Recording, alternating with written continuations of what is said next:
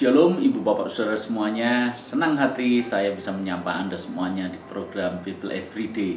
Hari ini kita akan belajar dari 1 Tawarik pasal yang kelima. Ada banyak hal yang menarik yang Alkitab tuliskan di pasal yang kelima ini.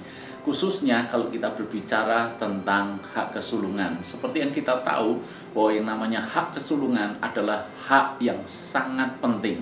Bahkan semua orang di Israel mereka merindukan seandainya saja mereka menjadi anak sulung. Kenapa? Anak sulung akan mendapat hak kesulungan.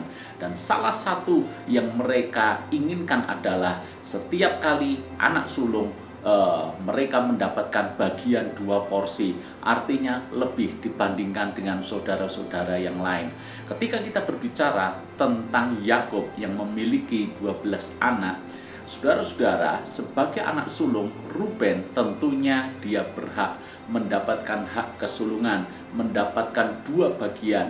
Tetapi apa yang Alkitab tulis di dalam 1 Tawarik pasal yang kelima ini sungguh mengejutkan. Saya ingin bacakan kepada Anda semuanya. Anak-anak Ruben, anak sulung Israel, dialah anak sulung. Alkitab selalu memberikan penekanan tentang hal itu, soal Ruben. Lalu kemudian, tetapi karena ia telah melanggar kesucian petiduran ayahnya, maka hak kesulungannya itu diberikan kepada keturunan dari Yusuf, anak Israel juga, sekalipun tidak tercatat dalam silsilah sebagai anak sulung.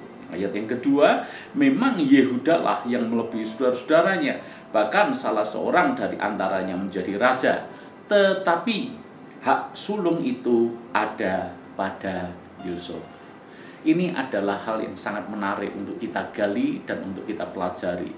Ruben anak sulung, mestinya dia mendapatkan 2 bagian, mestinya dia menjadi suku yang terutama.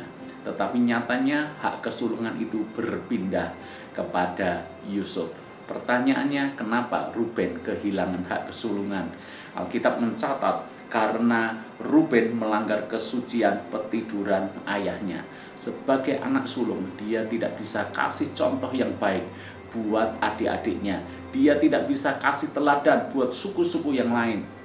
Karena Ruben justru dia melanggar kekudusan. Dia bahkan meniduri gundik daripada ayahnya sendiri. Dan ini tentu saja jahat di mata Tuhan.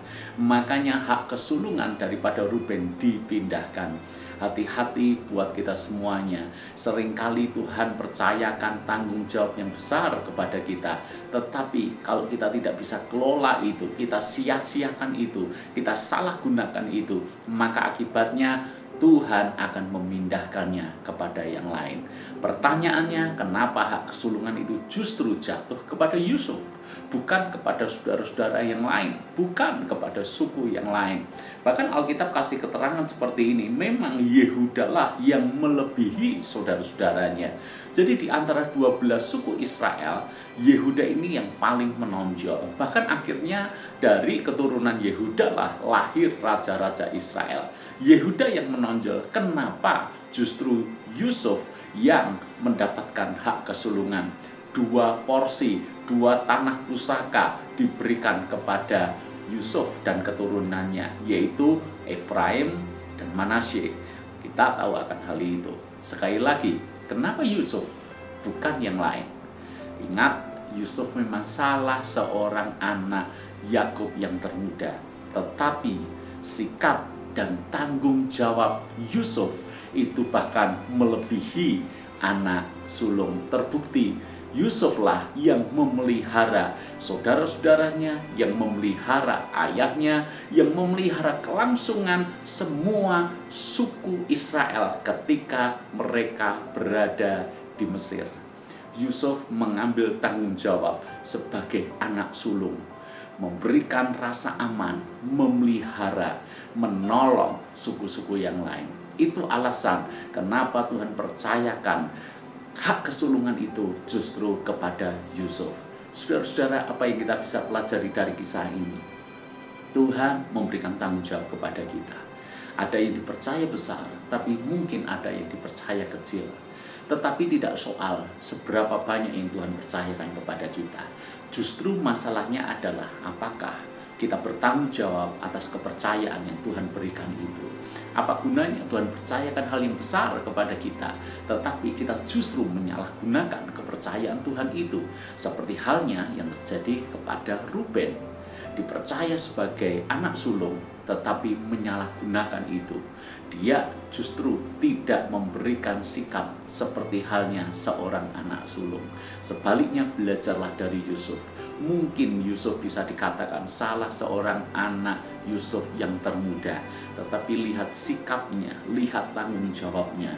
Maka saya berkata kepada Anda, hari ini mungkin apa yang di tangan Anda adalah sesuatu yang kecil. Mungkin baru perkara kecil yang Tuhan percayakan kepada Anda. Tetapi kalau Anda memiliki sikap yang baik, bertanggung jawab atas segala kepercayaan yang Tuhan berikan kepada Anda, bukan hal yang mustahil.